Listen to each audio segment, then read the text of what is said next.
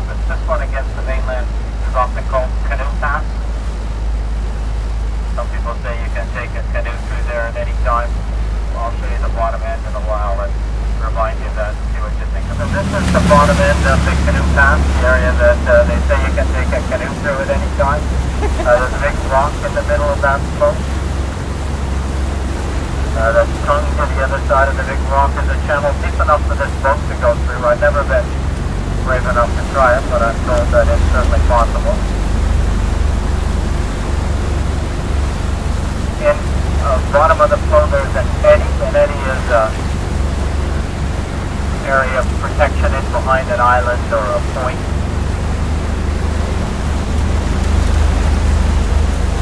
So water flow in the eddy is often reversed from the main channel. That's the case in here.